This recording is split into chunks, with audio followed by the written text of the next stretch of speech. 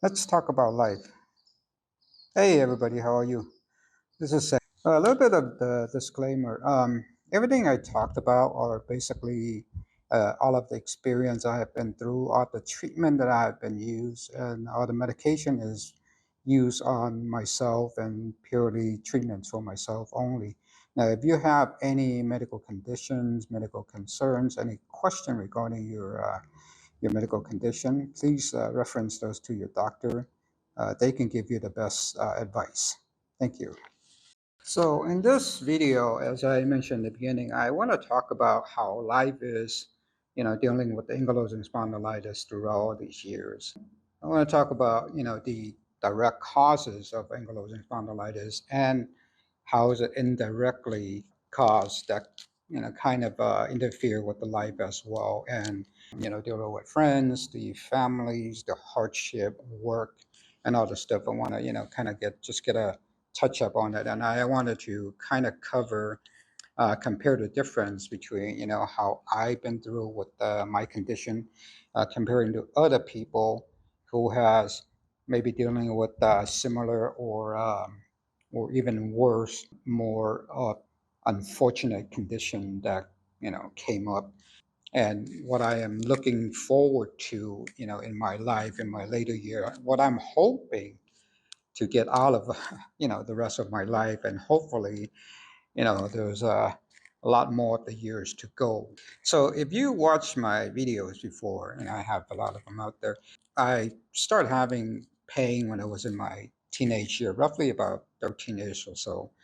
I started with my hip, not the spine. So unfortunately, with this particular disease, the ankylosing spondylitis, it's not a very easily diagnosed condition. It takes years and years for the disease to cause, a certain amount of damage. And then when it gets to the spine, and that's probably when doctors would kind of come up with the conclusion that it is actually ankylosing spondylitis. But different conditions like rheumatoid arthritis, psoriasis, multiple sclerosis, and lupus, all these conditions are actually just as bad. These are all autoimmune conditions. So when I was in my teenage year, it came on very quickly and it came on very painfully. It just came on for no reason, overnight. The next day in the morning, I just get up with such a painful hip that I can no longer stand. I cannot move my leg. It just came out of the blue, nowhere. But in the beginning, it actually goes away. But it will come back. It'll come back. It'll go away. It'll come back. It'll go away. Over time, it'll come back. It'll stay around longer. It'll stay around longer before it goes back. And by the time I was in my late teens, pain kind of just remains. And I had so much damage to my hip joints already. It was pretty bad. What ankylosing spondylitis did to me in my teenage year is it literally just really took away my teenage years. I have not been able to be a teenager like most of the other kids. You go out with friends, you go hang out, you go play video games. Oh, we do have video games, but a video game is not inside a house. Or a video game is you have to go to a arcade place. And I have not been able to go. I missed the events. I have not been able to play any school sports. I was always sitting on a bench watching, outside watching, for other people was having fun. And our playground, it's not like kids these days that you have a computer. We don't have any of that stuff. Kids nowadays, if I have to paint today, oh my goodness, you have no idea how much fun I could have. I can just sit at home and not move in my couch and play video games all day. But that's not the case. Our playground is outside the house. And if I don't get out, then there is no fun in life. So that's what ankylosing spondylitis did to me. It just really just kind of took away my childhood, my teenage years, and pretty much all the years after that. So since my teenage years, it was anything but easy. It was just really tough. Now, I was not much of a school person. I didn't go to college after. So I started looking for a job, and ultimately I landed a computer job. Yeah, it's booming at the days in the 90s. Computer was booming. So I was able to get a computer job and start learning how to do my, computers, fixing, repairing, all that stuff. Worked a few years, and my hip just really kind of gave out. I had to quit the job. I ended up having to have surgery. I had both hip replacement at the age of 22, 23. It took pretty much 1 year to heal for one of them. So it took 2 years to finish two hip replacement. So 2 years off. And at that time, doctors diagnosed me with the ankylosing spondylitis, and he put me on biologics. And at that time, I started with Remicade. Now, it worked quite well. Well, I wouldn't say it worked quite well. It worked. I started with embryo. Embryo did not work. Remicade worked. It worked by suppressing my immune system. So the disease slow. It just slowed the attack of my body. It slowed the progression. It did not stop the progression.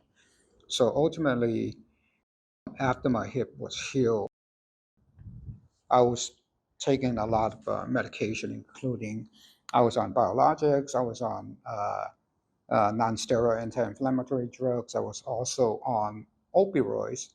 I got opioids. It was pretty easy to get in those days. You can always get high on it. Nowadays, it's a highly controlled medication. Now, I don't abuse that medication. I only always take the minimal amount that can sustain my condition. So, and then I was also on top of that, I was on some steroid shots here and there, and that's how I was able to get going for those years. And even that, it did not remove the pain.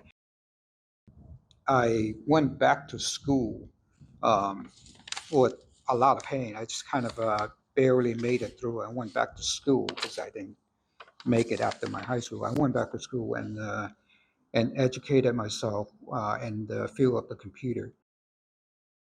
The late 20s, I started getting a having a career in the computer field in a company, just being the engineer of the company, building, maintaining all the servers in the back end. However, the pain is still there. I was at the same time I was taking a crap load of medication as well, just to get my days going. I have to uh, deal with climbing ladders, getting under the table to fix computers and all that stuff. It's just quite tough. I've done that for maybe I was managed to do it about 8 years, and I have to say I really liked what I got myself into with the computers. I was doing really well with that career, but ultimately the disease just progressed too strong. It was too tough for my body to fight off, and even with the medications, my spine started to completely fuse.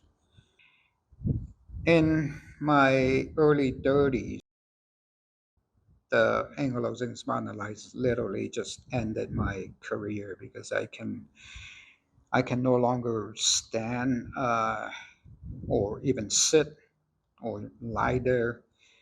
It's painful. The spine fusion is nothing that I have ever imagined. I was literally with all those medication. I was still biting my teeth, and there's tears that comes out on a daily basis. So it's so painful. Yeah, the life, not to mention, work. It really just kind of killed my work. I didn't really have much of an early life as well. So yeah, that's what the ankylosing spondylitis has done to me. Life is just very tough. No events. Traveling is really, really minimal. Been to a few places, but it's not without any pain. That's for sure. but I never got a chance to enjoy any of the activities. Not to mention dating. I do have friends. Everybody has people that they like, the people that they enjoy hanging around. But I know the fact that I have all these pain, and it's just really tough to maintain any kind of relationship with anybody where I cannot give out more than what other people can give out. It's just hard for anybody to with ankylosing spondylitis or the pain to kind of maintain a good relationship, provide with each other as much of anything, and not to mention, you can't even go out and hang out with people. You have to spend time with them, right? So yeah, I never got a chance to really date. I did for a short period of time. It didn't turn out, and then basically it kind of left as is. And I have never thought about getting married because I know the fact that I got my English spondylitis from my dad, and I know the fact that if I have a family and have a child, the chances for me giving to the child is very high. I know the data says it's only 20-30%, but what I do believe is if I have such a strong flare up in my body, the ankylosing spondylitis and the inflammation, my chance of giving it to my kid is, I would pretty much say it's almost 100%. And I know the fact that, my dad, seeing how painful I have been through, and my dad he's in pretty bad shape. He doesn't know much at that time. And I know the fact that, when my parents see how much pain I am going through, it hurts them. I know, I can see that in their eyes, and I hate to put myself through that. So yeah, so that took away that part of my life as well. I'm not a religious person. I don't know if anybody, if any one of you guys are, but I'm not very religious. But by far, I am not atheist. So, but there are many times with such a painful life. There are many times I would sit there and ask myself, why me? What have I done to deserve this? Why, or whoever's up there is punishing me with all these, painful life that they gave me. And I'm sure many of you have pretty much done the same, because I did. Because when I was in with those painful days, you just sit there, lie there, lay there, sit there. Whatever you're doing is, you would close your eye and kind of pray or just wish that all this can just go away, and hopefully there or something miracle that can happen that can just take the pain away and you'll be normal, by the time you wake up. But unfortunately, many of those are will never be answered. And quite honestly, regardless of how religious you are and how much you actually practice your religion, I think health is one of the things that is really never answered by any of the higher beings. It doesn't matter which religion you're in, and doesn't matter what condition you are dealing with. Those were never going to be answered by any of the people above. So, but I don't think of myself as very religious. I just sit there and really just talk to myself. Why me and all that stuff. And even if there are punishments that these people gave me if I have done something bad to start off, so for me to receive these painful situations. I would say I didn't even get a chance to start doing any bad stuff because I started having these pain so young. I was having pain at 13 years old.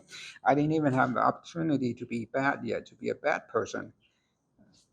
No, although I have done some bad stuff, I confess in my better days. But Yeah, the pain has started way before I even get a chance to be a bad person. The other thing I can tell you is, this pain has not only affected me physically, it really affected me mentally as well because it puts me into a lot of depression because, you always, I guess I always kind of sit there later, think about why me, why am I dealing with all this pain? It's ever going to go away, other stuff. It just puts me into a very depressing situation.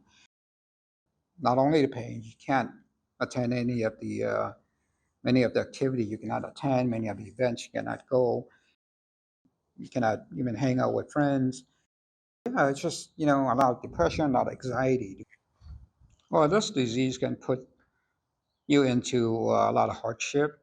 Certainly for me, it did. Like I said, I had a job. I had a computer job in the beginning. It was okay. I was young. That was a starting job, but it was a job that I actually like, kind of getting into the computer field. I did end up with a career. I got many engineering certificate in the computer field, servers, email system, and all that stuff. So I ended up getting a good career, but the disease just really kind of took that away. I have to quit my job. Just can't do it anymore. Because you can't get up in the morning, and every time to get up, it's so painful. What the hardship is that it takes away your career, and the only thing I have left is the little money that I have saved up, which is really not a whole lot because we're all, I'm in the U.S. We don't really save money in the U.S. We spend everything that we have, and the only thing I can do is I have to go on Social Security. I file for disability. It took 2 years, and disability really based on how much you earned previously in your job. And luckily, I had that career. In the last in the 8 9 years I was in the career, I was doing okay. So um, my Social Security is still kind of less. So my Social Security disability insurance is it's not a lot, but it's a little more than just regular Social Security insurance. It's just enough to get by. Fortunately, if I didn't have the career, I just have to go under the regular Social Security insurance, which I don't know what they pay at the moment. Maybe it was under $1,000 a month currently in 2024. One of the things that's indirectly affected it, the things that are indirectly affected is, family members. I'm happy to say that I have very supportive family. At least my parents, they know how bad the disease is. They are very supportive. They're out there. My sister, my siblings, and all that stuff. They are very helpful. I do have another sister that has spondylitis, but the other two doesn't. But they do look after me. They help out and all that stuff. And my parents work very hard. They save a lot of money, and then luckily they bought a house. I was able to stick around, luckily, and I didn't have to bear with the heavy rent and all that stuff. So if I have to do all that stuff out there, that's the rental and all other expenses, that would be a major hardship in life. The ankylosing spondylitis is an autoimmune condition. It's in the same class as many others, like I said, rheumatoid arthritis, lupus, multiple sclerosis, Crohn's disease. It's just our own body that's attacking our own body parts, our immune system that's attacking our own body parts. And it can attack any of the organs and joints. It doesn't matter what it is, but different people have different conditions. I have multiple yeah, autoimmune system. Like it can affect my eyes. It can affect. It's been affecting my stomach as well as my guts and others. Other people may have different conditions, but it can also affect the organs like the heart, the liver, the kidney, pancreas, you name it. It can shorten people's life if it's not managed well. Luckily, I don't have any of this condition affecting my other organs yet. I do have like a whole group of doctors, cardiologists, it is affecting my lung. I have restrictive lung due to the spine fusion locking up my rib cage. That's why I actually walking every day just to get energy to open up my lung, get my lung capacity going. Yeah, it can affect any part of the body, and it's very unfortunate. And some people does have heart issues with this autoimmune conditions.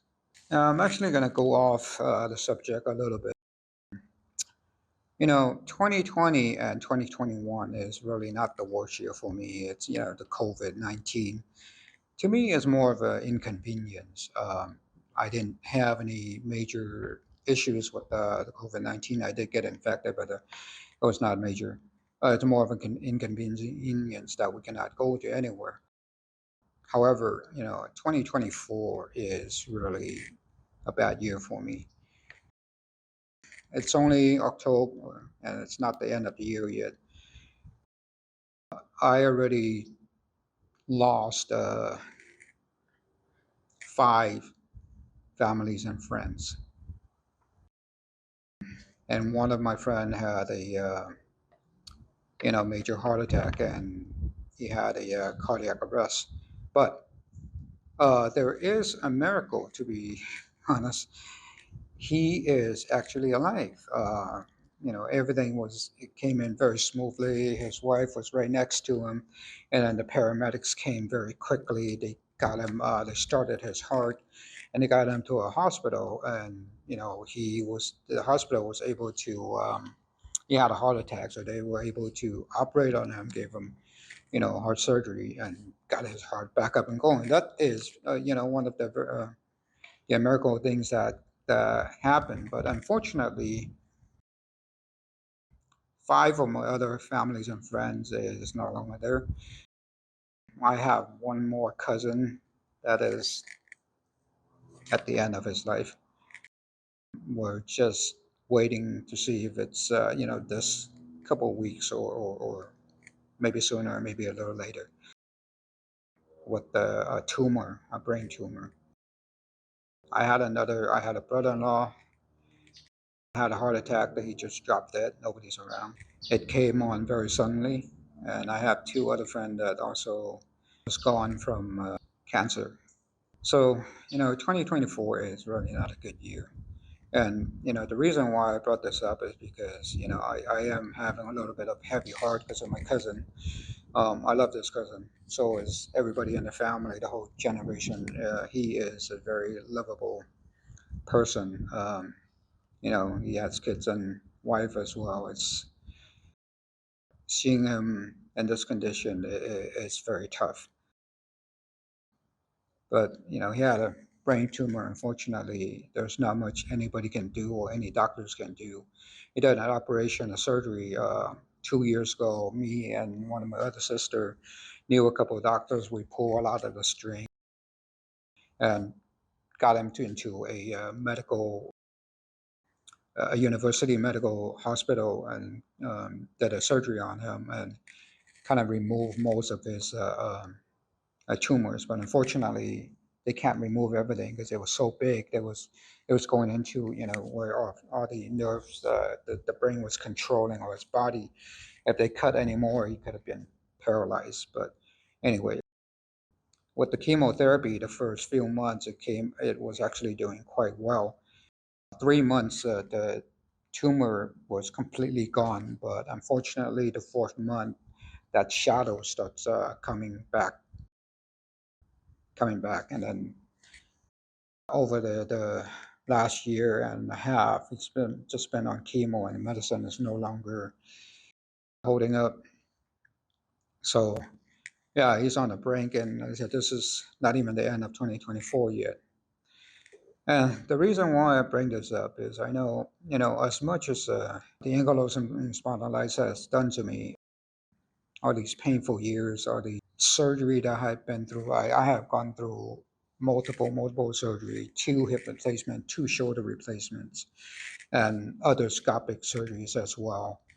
And if you know, I just had a shoulder surgery that damaged my nerves, and I'm still dealing with this nerve recovery right now. It's very painful. As much as all the pain that has gone through, it's as much as bad as what the disease is. It's not nearly as bad as what my friends and my cousins and families are going through. It is painful through it stretches my pain throughout many years. And yes, there are times, to be honest with you, there are times are so painful. I wish I was really dead. That is actually the facts. But with my cousins and my other friends, they are actually a very healthy person. And by the time things happened, it just came on. Headaches, uh, chest pains, stomach pain. And when they went to see the doctor, it's stage 4. Yeah, I lived with myself all these years throughout my life. And with my autoimmune condition, it could have affected any of my organs, my livers, my heart, my kidneys. And I have a group of doctors in the back, cardiologists, pulmonologists, the liver doctor, the GI doctor, they're all watching over me. Um, and I always think that I would kick the bucket and flip over before anybody else is. But unfortunately, they're the one that is going to be leaving this world a lot quicker than I am. So, as bad as this disease, I have to say I am actually fortunate to be alive and seeing all these people leaving so quickly. It really just woke me up. I just cannot stay depressed about my pain and my condition. I want to enjoy whatever's left of my life. I want to do the best possible. I want to kind of keep going to the point where I can no longer go. I want to hopefully get back of some of the life that I missed in the beginning. And those are actually the things I'm looking forward to. So far, I have to say that the medicine has been holding up. Maybe it's because the disease has done it's already done all the damages that it needs to be doing. It did not get to the other part of my joint. Knock on wood, hopefully not anymore. And then the inflammation is a little bit lower, and the medication just really suppress it to a minimal. It's by far it's not gone. It's still there. If I stop the medication, my whole body will be stiff again. But it's been holding up. So I am taking this opportunity, whatever I can get out of it. I want to, do as much as I can, some walking, get some energy, and hopefully I can do some traveling, enjoy my life, hanging out with friends. I won't be able to do a lot of sports, just hanging out with friends, going to places, hopefully travel and see some part of the world. Yeah, because I will never know, when is my time to go. So hopefully I will get a chance to do a lot more. And my advice is just hang in there. There will be better days coming ahead. I know I know those painful days, and I have been through it, and it will get better. Also, I'm very optimistic these days because it's been almost 30, 40 years since I started having my condition. Now there's a lot more medication, a lot more treatment, and the disease. There's a lot more knowledge about this disease. So treatment is a whole lot better, and there's a lot more medication in the pipeline. So for the newer people that just developing these conditions, there's a very good possibility that you can manage your conditions very well and with the minimum damage to your body. If I had these many knowledge and these many medications in my days, I'm pretty sure I can probably save my hips and shoulders. So anyway, hang in there, and there will be better days. Let me know how is it dealing with your life? How is this condition? What is it doing to you? How hard is it for you? Let me know in the message. And if you have any question for me, I would love to answer from whatever the knowledge I have.